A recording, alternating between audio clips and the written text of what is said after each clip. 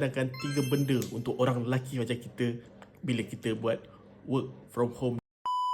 Korang tahu kan sekarang ni Selat Hormuz Iran telah disekat dan menyebabkan ekonomi dunia sekarang tengah tak stabil. Kan kerajaan Malaysia telah mengaktifkan pelan tindakan, salah satunya work from home.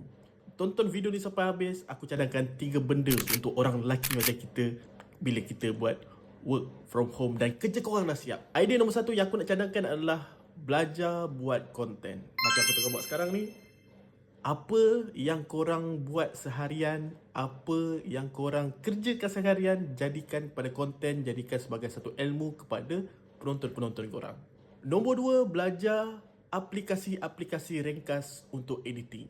Sebagai contoh, yang aku guna sekarang ialah CapCut, supaya video ni nampak macam ni dan juga macam ni. Ada ni, ada ni dan ada ni.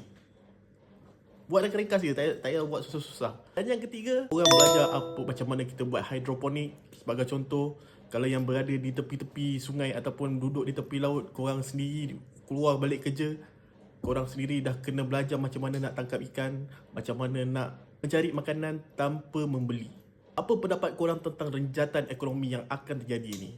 Komen di ruangan komen. Kalau suka dengan konten aku, jangan lupa untuk like, komen dan add friend.